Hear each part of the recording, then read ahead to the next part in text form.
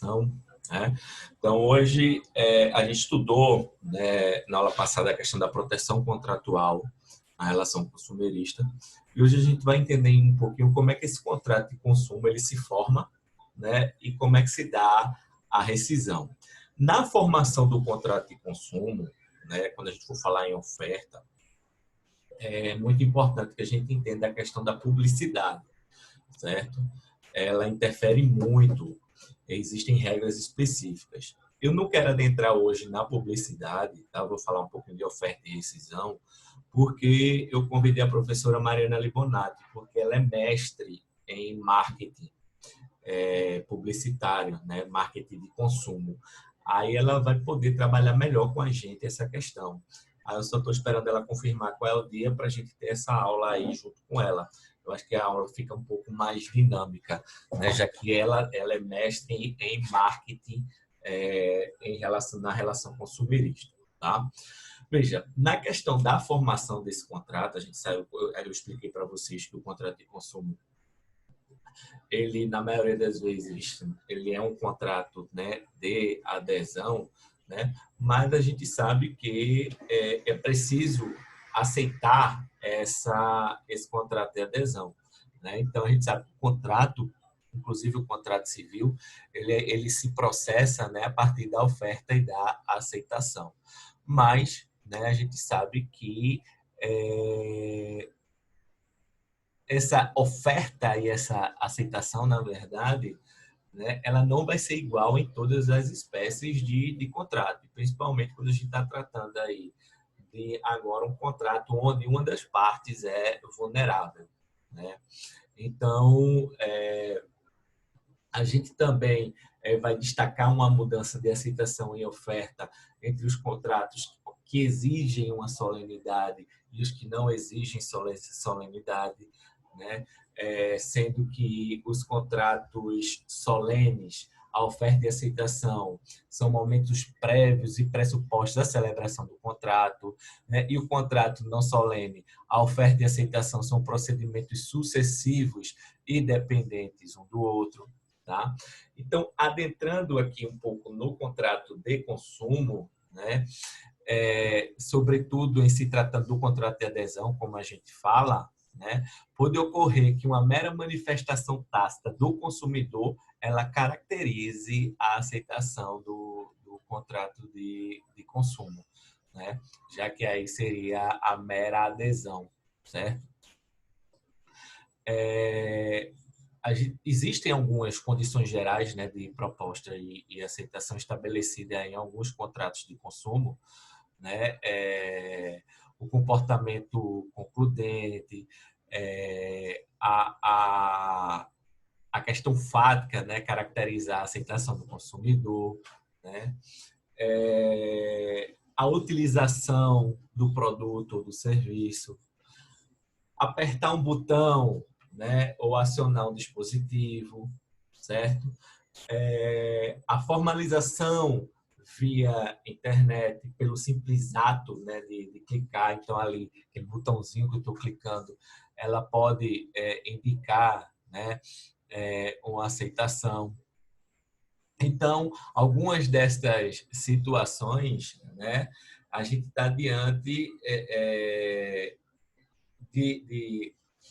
como é que eu posso falar, de uma criação, na verdade, de uma doutrina alemã, né, que convencionou denominar como relações contratuais fáticas, tá? Ou também alguns doutrinadores, né, chamam de contrato social, tá? Então, elas ficam caracterizadas pela não utilização de formas jurídicas pré-determinadas para a celebração do contrato, tá? Ou seja, a própria conduta, né, ela pressupõe a conduta, né, do indivíduo, no caso aqui do consumidor, a própria conduta ela vai pressupor aí a formalização contratual, né? Então, é a conduta do indivíduo na vida social, né, no fato exercido, que vai trazer aí a possibilidade de formação do contrato, né? Então, essa doutrina alemã, né, de relação contratual fática, é porque é o fato que está, né, confirmando a relação contratual, ou simplesmente o contrato social, porque a relação fática dentro, né, do meio social que vai caracterizar a relação, a celebração do contrato, né? Então a gente vê aí que muitas vezes na relação de consumo, né, não se supõe uma conduta concreta do indivíduo de forma jurídica, né, de uma solenidade jurídica. Tá? Então, utilizando aí alguns exemplos. Quem embarca em um ônibus esperando, né, que esse ônibus ele vai lhe deixar em alguma estação, né, do trajeto pré-estabelecido, ou quem adquire um cupom na bilheteria de um cinema, né, sem a necessidade de maior debate, conformação do conteúdo, do contrato constante, né, em ambos os casos, o fato é que se entende que nas condutas empregadas há a intenção da realização, né, daquele serviço, né?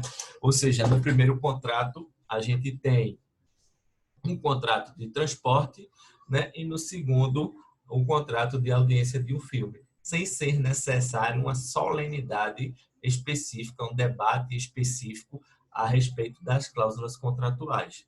Né? Hoje, o grande questionamento, principalmente em relação aos contratos de consumo, né, é sobretudo em face aos meios tecnológicos de comunicação, né, da possibilidade aí de formação de contratos sem consenso, mas apenas por intermédio de comportamentos fáticos. Quem está pagando LGPD comigo, eu estou sempre fazendo esse link de uma matéria com a outra, né? Lá na aula de LGPD eu falei do cashbox, né? Você simplesmente confirma e aceita. Vocês devem saber nem o que é que você está aceitando, né? A gente vê aí então, né, os fornecedores empreenderem aí a tentativa de compreensão dessas contratações, né, mediante novas interpretações do momento da formação do contrato, né? Tal como aí uma noção mais objetiva, né? Uma redefinição do próprio modo que configura de configuração desse consenso. Por quê? Porque geralmente quando a gente trabalha com esse cashbox, a gente tem ali uma linguagem arcaica, difícil, né? Eu falei para vocês na aula passada, quando a gente estava tratando, eu falei tanto na aula do GPD, quando a gente estava tratando também do contrato de adesão, né? Principalmente por internet, que 50% das pessoas consideradas alfabetizadas, elas são analfabetos funcionais, né? Então, cabe às empresas agora criarem essa redefinição, né, do modo de configuração do consenso no contrato, através de um vídeo, de uma charge, de um desenho, né? Então, essa nova realidade contratual, né, na qual os contratos de consumo se estabelecem na forma de adesão, né, muitas vezes após uma intensa atividade publicitária, né, por isso que o estudo da atividade publicitária ela vai ser interessante para a gente, até porque existem algumas regulações para a publicidade nos contratos de consumo, né, então exige a regulação desse fenômeno, né, que são os contratos de adesão em nossa sociedade. Né? Então, justamente porque a gente buscando aí, né, com a defesa do consumidor, proteger essa parte mais vulnerável da relação. A gente sabe que na visão tradicional do direito civil, né, direito civil ali raiz, né, quando ele trata dos contornos de oferta e aceitação, né, principalmente no que diz respeito aos efeitos vinculados do ofertante, né, a oferta de consumo vai surgir não apenas como uma espécie de convite a contratar, né? que é o que existe lá no direito civil. Então, eu coloco as minhas condições e convido aquela pessoa à análise, né, das cláusulas e da possibilidade de aceitá-las, né? Então, aqui, a possibilidade de revogação, inclusive no contrato de consumo, ela vai ser mais ampla, justamente para proteger o consumidor, né, a quem ela é, logicamente, dirigida, certo? Então, o nosso código, deixa eu pegar aqui,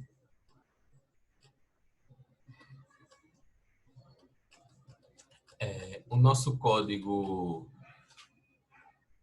civil, né, tratando aí do Código Civil, né, ele apresenta uma distinção, quem estudou contrato aí sabe disso, né, entre oferta e proposta. Embora a doutrina e muitos autores identifiquem ambos conceitos como sinônimos. Se a gente for lá no artigo 427, se eu não me engano, do Código Civil, a proposta de contrato ela obriga o proponente, certo? Logicamente, se o contrário não resultar dos termos dela, da natureza do negócio, da circunstância do caso, vai ser isso que vai estar lá no artigo 427, certo? Então, a expressão oferta aí, né, ela é reservada apenas à situação de oferta ao público, né, regulada lá pelo artigo 429. Então, ele traz a proposta quando ela é individualizada e ele traz a oferta quando tenho, né, um público, ou seja, mais de uma pessoa que pode realizar a aceitação daquela proposta. Lá o 429 ele diz que a oferta ao público equivale à proposta quando encerra os requisitos essenciais do contrato, salvo se o contrário, né, resultar aí das circunstâncias ou dos usos. Então é assim que o direito civil, né, entendendo a formação do contrato, ele trata o tema, né? Ele fala da obrigatoriedade, né? Que vai se distinguir em um primeiro momento quanto às circunstâncias de ter sido feita no âmbito de um contrato entre presentes ou entre ausentes, né? Na primeira hipótese, quando ele fala do contrato entre presentes, tá? A proposta ela deixa de ser obrigatória, ou seja, ela deixa de vincular, né, de vincular o proponente se ela for feita sem prazo, né, a pessoa presente e não for imediatamente aceita. Então, pelo nosso Código Civil, se eu faço uma proposta e ela não for imediatamente aceita, né, o proponente ele estará desvinculado. Aí você pode perguntar, Bruno, e que seria esse termo imediatamente? 1 minuto, 2 minutos? Aí é um prazo moral, né, a depender da situação específica, certo? Nesse caso, né, lá o artigo 428 do Código Civil, que considera o contrato, ele vai considerar o contrato entre presentes, inclusive aqueles realizados por intermédio de telefone e meios de comunicação semelhante, tá? Lembrando que meios de comunicação semelhante pode ser um WhatsApp, um e-mail, né? Desde que você consiga identificar que a pessoa ela recebeu a proposta naquele momento específico, tá? Você consiga essa identificação. Já quanto ao contrato entre ausentes, a proposta ela só vai desobrigar o proponente quando tiver decorrido tempo suficiente para chegar à resposta ao conhecimento do proponente, né? Aí você, mais uma vez, e quanto tempo é isso? Não sei, é um conceito jurídico indeterminado esse tempo, tá? Eu preciso compreender a situação fática, a localidade, né? Para compreender o tempo necessário para isso, né?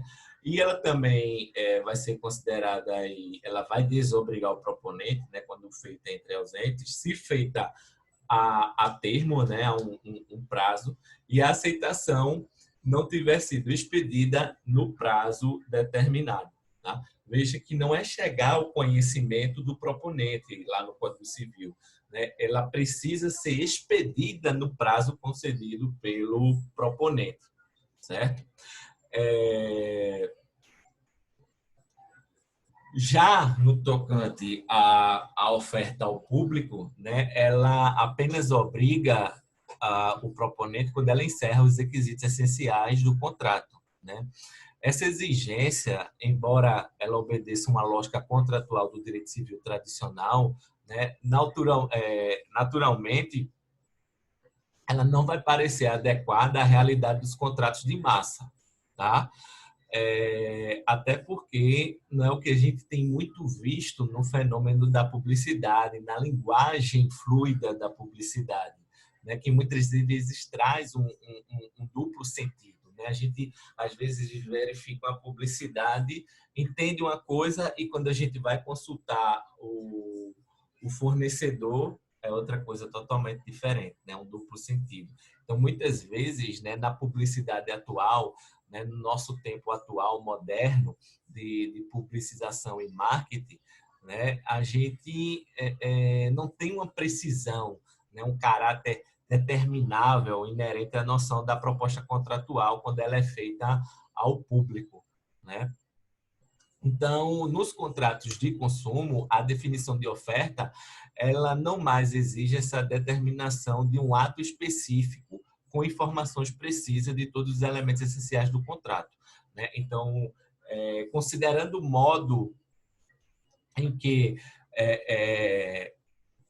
considerando o modo, na verdade, como eu vou processar, né, as contratações no mercado de consumo, assim como a multiplicidade, né, de meios e a velocidade com qual ele se estabelece na divulgação dessas informações relativas a tais contratos, o legislador do CPC ele acaba optando, né, por indicar a oferta, o efeito vinculante, né, caracterizando-a como toda e qualquer informação suficiente precisa e divulgada ali pelo fornecedor. Então, o que está ali, né, eu vou interpretar favorável ao consumidor e vou vincular o fornecedor àquela situação, certo? Isso vai estar bem regrado no artigo 30, tá? No artigo 30 do CDC. Deixa eu só abrir aqui o artigo 30 do CDC rapidinho. Então, veja o que é que estabelece o artigo 30 do CDC.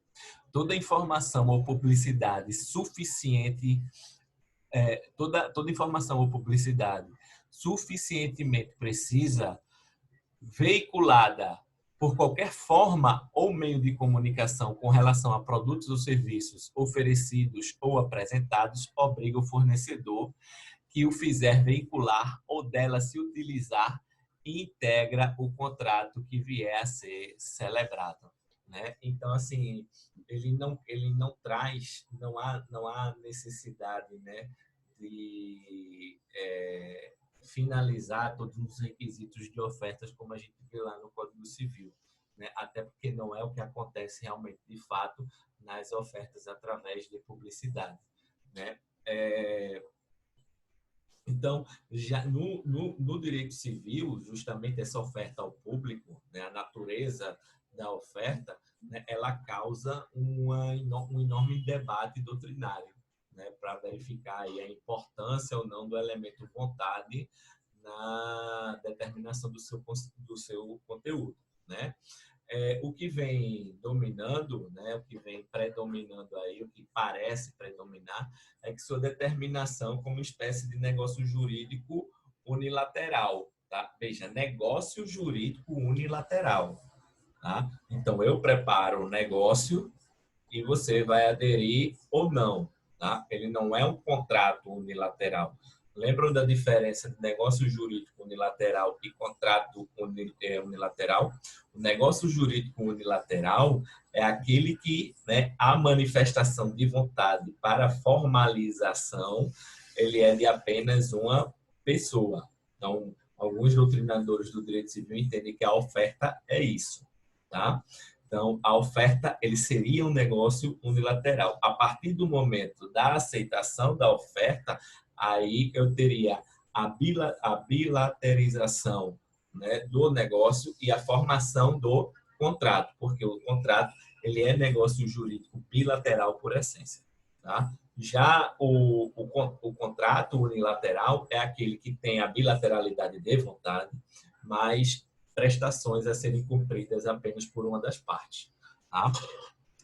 Já em relação ao contrato de consumo, né, a oferta de consumo, né, embora aí o fato de que nas situações em que seja feita conscientemente lá pelo fornecedor mantenha a característica negocial, quando se examina o teu lado do artigo 30 que a gente falou agora há pouco, né, que faz referência a qualquer informação suficientemente precisa, né, acaba estabelecendo o efeito vinculativo, né, de modo independente à vontade manifestada pelo fornecedor.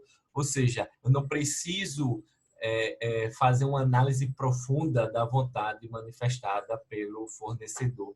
Eu não preciso, né, eu não dou autonomia ao fornecedor, né, de contratar com aquela pessoa que aceitou ou não, né? Então a gente acaba conduzindo aí uma situação de que a conduta do fornecedor ela acaba não sendo considerada, né, relevante.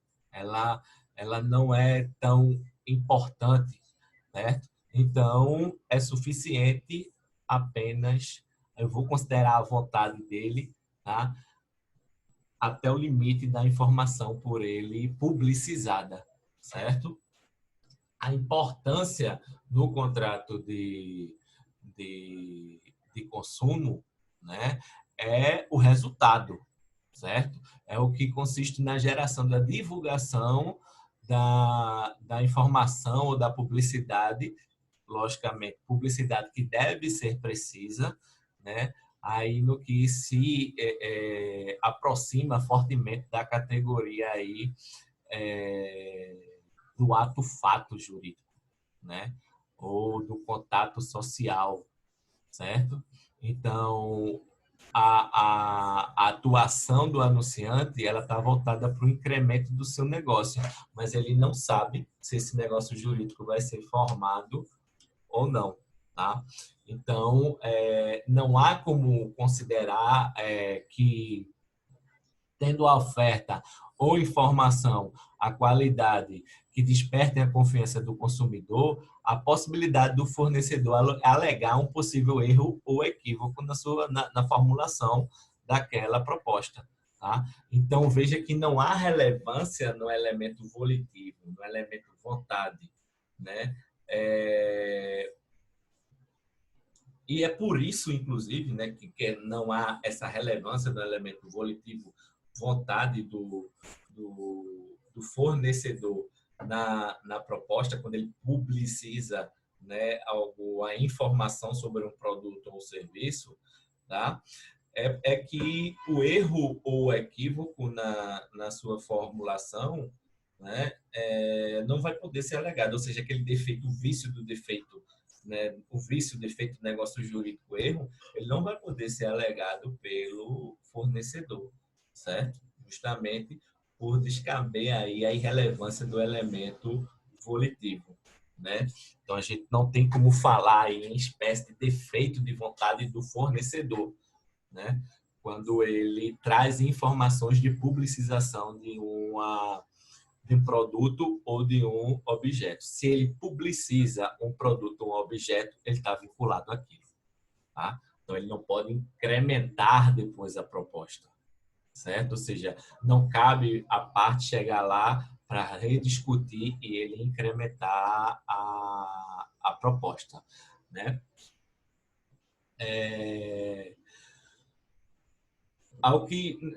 No que se refere ao fato da oferta, né, ser apta a despertar a confiança lá do consumidor, né, é que vai excluir essa hipótese da oferta ela ter sido manifestada de forma incorreta, né? Então, o que eu estou querendo dizer realmente com isso é que o fornecedor, tá, de um produto ou um serviço, ele tem que ter muito cuidado quando ele dá publicidade desse produto ou desse serviço, porque ali pode ser, né, que o consumidor entenda que já é uma proposta, aceitar aquela proposta e sem que, né, o fornecedor possa incrementar, né, ou rediscutir como é que o contrato ele vai acontecer, certo?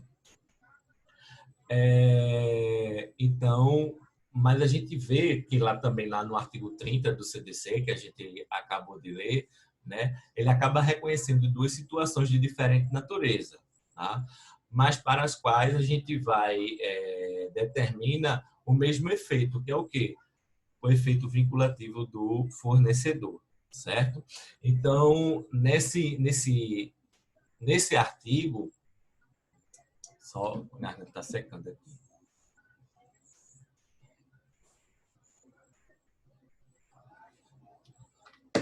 Tá? Então, nesse artigo, eu tenho uma previsão, né? Ele abriga uma previsão, tá?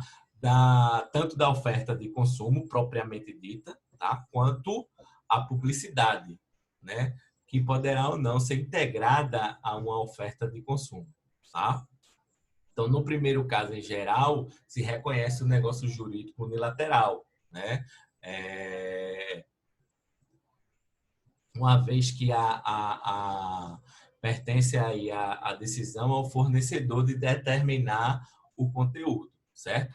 Com relação à segunda, né, que é a publicidade, eu vou ter, com relação à publicidade aí, né, eu vou ter uma espécie de ato-fato, né? Ou seja, do contato social, certo? Então, a publicidade ela seria mais isso, né? A classificação da publicidade em tal categoria, ela condiz justamente com essa sistemática do Código de Defesa do Consumidor, né? Que desconhece a velha dicotomia entre a responsabilidade contratual e extracontratual, tá? Então, elas acabam se misturando quando a gente vai tratar da responsabilidade do fornecedor no Código de Defesa do Consumidor, né? Ou seja, o Código de Defesa do Consumidor ele adota o que a gente chama de uma teoria de qualidade, né, como fonte unitária da responsabilidade do fornecedor. Então, se ele está colocando aquele produto ou serviço no mercado, ele responde pela qualidade do produto, ainda que isso não esteja, né, previsto na relação contratual. Então, a responsabilidade contratual e a quiliana, elas se misturam na relação contratual, né, na formação contratual da relação de consumo, certo? É importante também, né, a gente examinar a possibilidade ou não do fornecedor revogar ou retificar a oferta de consumo. Tá? Veja, não há um consenso, né, sobre a identidade ou não entre as características da obrigatoriedade e irrevogabilidade da oferta. Né? A gente ainda não chegou, né, não chegou aí a esse consenso. Tá?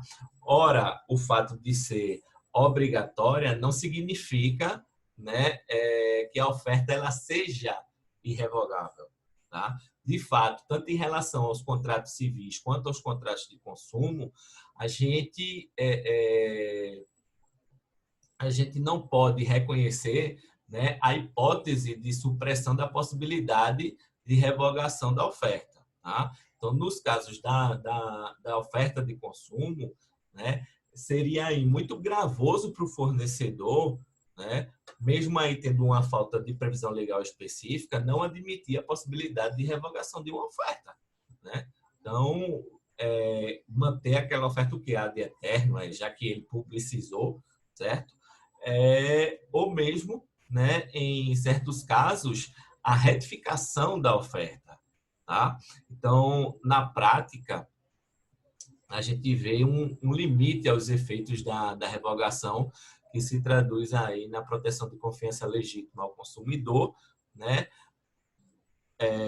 possibilitando aí, dando razão aí ao fornecedor de responder por essas expectativas despertadas nos consumidores, independentemente da existência ou não da revogação, né? Então, ele pode acabar respondendo, ainda que seja possível a revogação da oferta, né? Ele pode acabar respondendo por essa expectativa da legítima, essa legítima expectativa, né, criada pelo fornecedor, certo? A gente sabe, né, que existem situações de equívoco, né, ou de alteração da própria circunstância da oferta inicialmente estabelecida, né, quando a gente fala aí de lei de oferta e procura. Tá? Então, a gente vai acabar admitindo essa possibilidade, desde que a revogação ou retificação ela seja realizada do mesmo modo, né, da oferta originária. Tá? Então, ela tem que se dar do mesmo modo da oferta aí que se deu originariamente, né? Lembrando que essa questão, todavia, ela ainda não foi pacificada, há entendimento para todo lado, certo? Há quem se opõe a esse entendimento, que sustenta a impossibilidade, né? Há juízes e há doutrinadores que sustentam pela impossibilidade de retificação da oferta em qualquer caso, né? Há aquele que e há quem admite a retificação, certo? Lembrando que milita em favor dessa primeira situação, né, da impossibilidade, né, pela posição da conclusão de que o erro da oferta constitui o risco negocial e na relação de consumo a gente trabalha com a responsabilidade objetiva, né, se há risco, a responsabilidade é objetiva, então o fornecedor acaba respondendo por isso.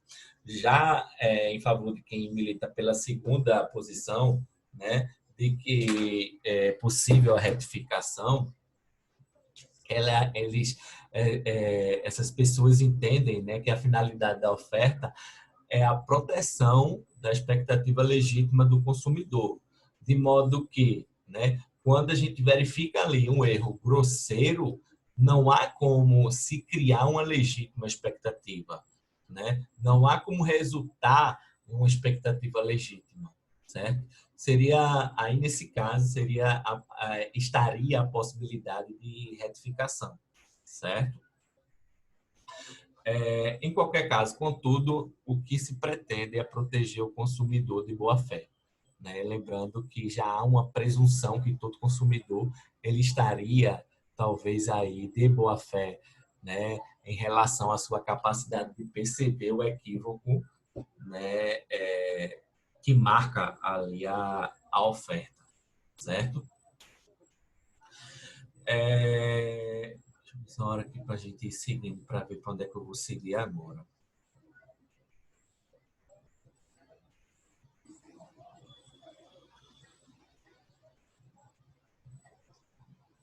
Eu vou fazer o seguinte, já são 9h30, eu vou deixar para falar mais dessa questão da oferta quando a gente for tratar da publicidade, porque é muito difícil tratar de oferta sem tratar de publicidade, fica até meio confuso. Então, a gente vai trabalhar essa proteção de publicidade, né, de oferta ao consumidor, da boa-fé do consumidor em relação à oferta publicizada. Acredito que na próxima aula eu consigo fazer essa aula contínua aí com o Mari, certo? Mas só concluindo aqui a respeito da oferta, né? É bom a gente lembrar que ela tem, né, eficácia vinculante na relação de consumo, né, em todos os modos da apresentação, certo? Então, seja a oferta entre presente, oferta publicitária ou oferta ao público, né? É necessário que se identifiquem quais são os requisitos que lhes são exigíveis. Ela está prevista no artigo 30 do CPC, né, que faz referência que para haver oferta, a informação ou a publicidade deve ser suficiente, precisa em relação ao produto ou ao serviço, né? Da mesma forma, né, a lei ela vai exigir que ela seja veiculada por qualquer forma ao meio de comunicação, de modo que dela seja dado conhecimento ao público e não apenas se constituam em um documento ou informações de domínio exclusivo do fornecedor, né? Ela tem que ser ampla, certo? A oferta de consumo ela vai ser considerada como uma medida, né, um modo aí de vinculação, né? E ela vai ser veiculada ou divulgada, como eu já disse, estou repetindo já aqui, né? De qualquer modo que assegure esse conhecimento público, né? Então, essa divulgação ela não pode pressupor um modo específico, tanto que, como a gente viu, ela pode ser realizada pelo próprio fornecedor diretamente ou por intermédio da publicidade. O que não pode é o fornecedor, né, reter aí apenas para ele algumas informações, certo? Lembrando, né, que o, o, o CDC ele dá destaque aí, né, da questão da informação suficiente e precisa, até a gente estudou lá o princípio da informação e da transparência, né, para que a oferta ela produza efeitos vinculativos ao fornecedor, certo?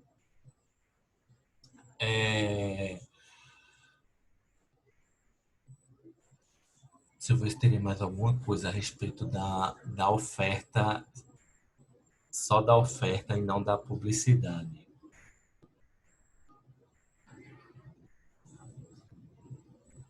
Acho que da oferta só essas situações mesmo.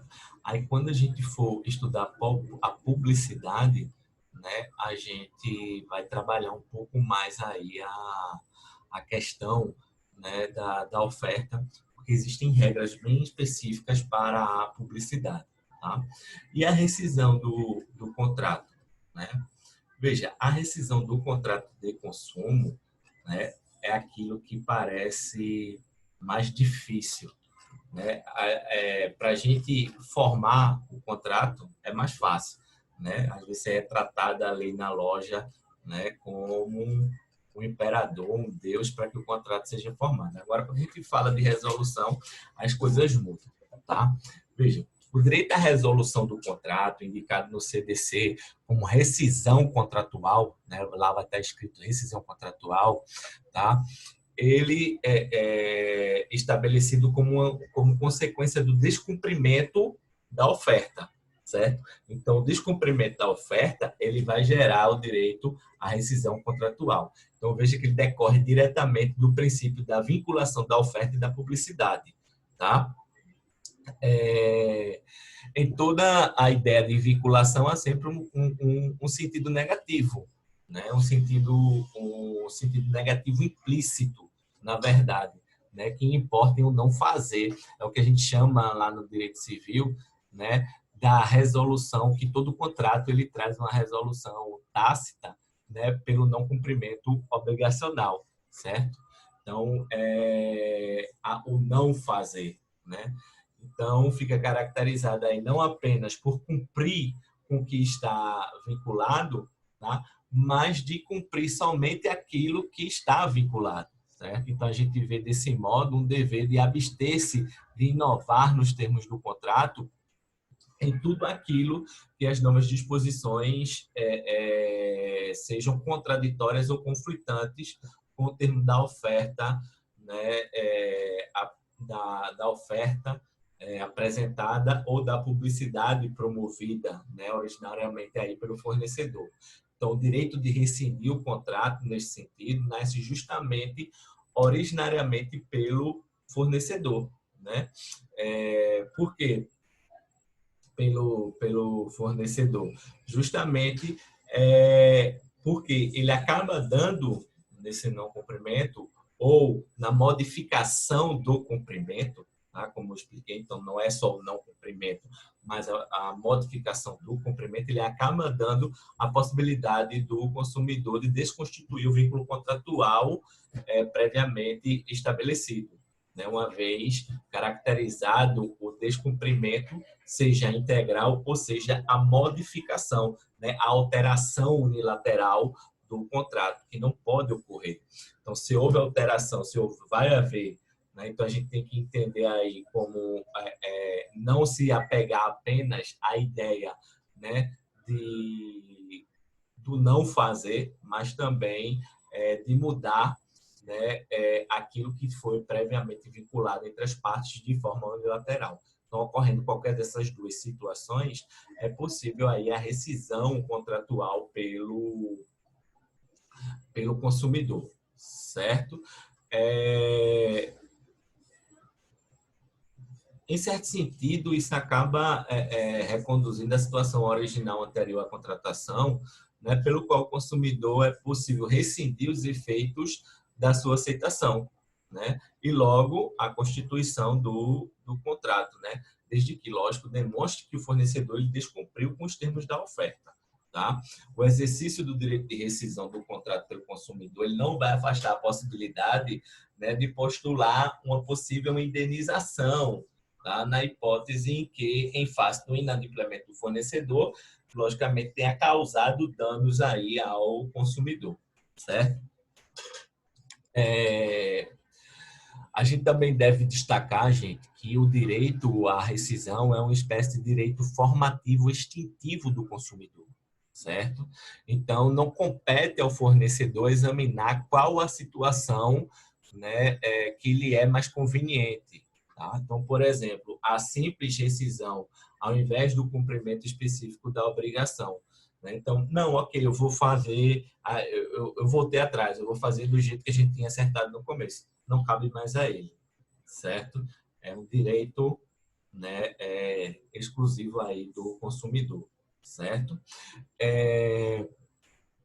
Justamente, né, o Código de Defesa do Consumidor ele estabelece essas alternativas indicadas, né, no artigo 35. Ele deixa aí a livre escolha do consumidor e exclui qualquer espécie aí de influência do fornecedor em relação ao destino do consumidor na hipótese de descumprimento de oferta ou da publicidade. Tá? Isso vai, eu entendo, agora isso é uma posição minha, eu entendo que isso vai, na verdade, né, de encontro ao modelo da boa-fé contratual, né, dos deveres anexos de conduta e da continuidade do ato jurídico, né? Mas o CPC, o CDC, ele é claro, a escolha ela é livre do consumidor e o fornecedor ele não deve ele interferir nessa situação, certo? Vejam, a indenização de perdas e danos, ela geralmente é uma consequência típica da violação do dever jurídico, né, desde que cause um prejuízo, tá? No direito obrigacional, o direito à indenização de perdas e danos, ele é estabelecido como consequência do inadimplemento do devedor, tá? Então, o Código Civil ele vai se referir que não cumprindo a obrigação, responde o devedor, né, por perdas e danos, aí vai colocar lá juros, atualização monetária, honorários de advogado, certo? Então, as perdas e danos abrangem os prejuízos do descumprimento, né? Então, na verdade, as perdas, né? Ela, as perdas, né? Ela abrange o prejuízo do descumprimento, assim como os ganhos, né? Que eventualmente se deixa de oferir, que é o que a gente chama de lucro cessante. Tá? Então, perdas e danos vai abranger tudo isso aí. Tá? Então, em relação ao direito do consumidor, considerando que as perdas e danos caracterizam-se pelo descumprimento da oferta, né, como uma espécie aí alternativa de livre escolha do consumidor em manter ou não, né, o contrato que está previsto lá no artigo 35, no inciso 3, ao lado do direito dessa rescisão de contrato, né, pode surgir a dúvida se só seriam cabíveis as perdas e danos diante da hipótese do consumidor optar por rescindir o contrato, tá?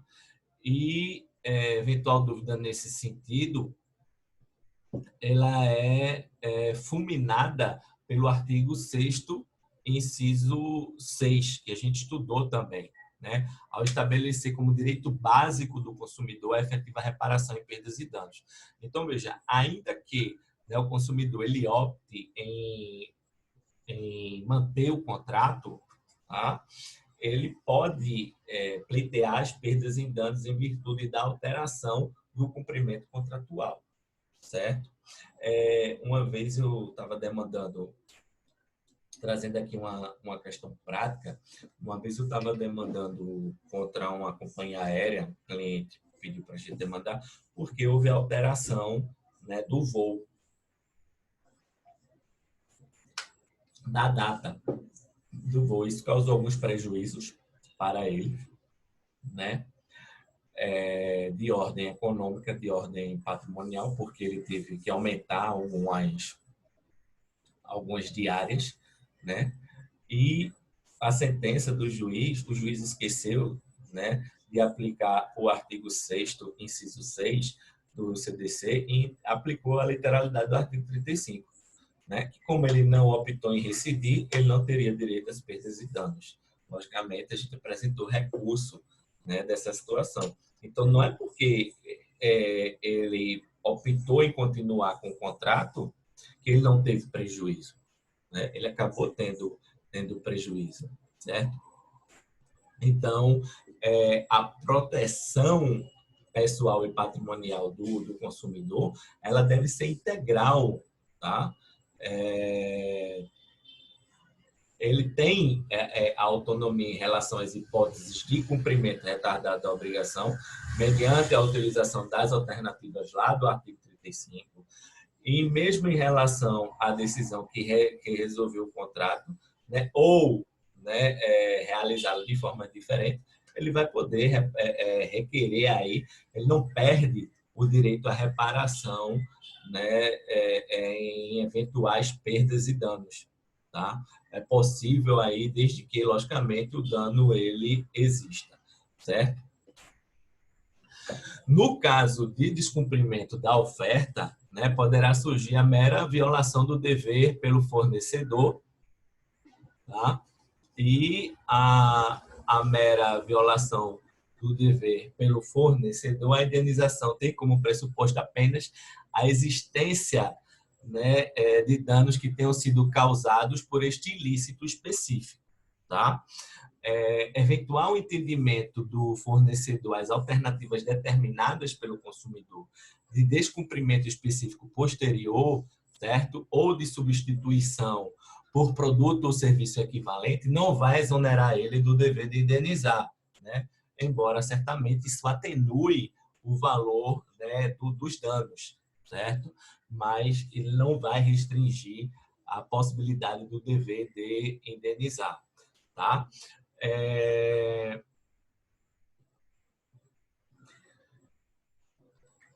Em relação, né, à indenização, né, a gente vai se aprofundar nisso quando a gente for estudar, na verdade, aí a execução contratual e os vícios, né, de produto ou de serviço, né, que nós vamos estudar mais à frente.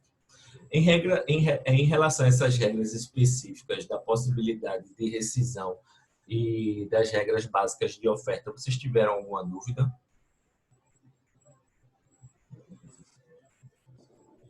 Não, professor. Deu Tá para tranquilo. acompanhar pelo código. Pronto, deu para acompanhar, né? Então, pronto. Eu vou estar postando a aula lá no YouTube e próxima aula a gente já vai adentrar, aí vai clarear muito a ideia de vocês, né? Na próxima aula vai clarear muito a ideia da aula de hoje, quando a gente adentrar lá nas regras de publicidade das regras de publicidade, né, do fornecedor. Tranquilo? Tranquilo, Então, professor. quinta-feira aí a gente se encontra, quem for de LGPD, quem não for, terça-feira a gente está de volta aí com Professor. CDC, viu? Tá parando Tranquilo, aqui. professor.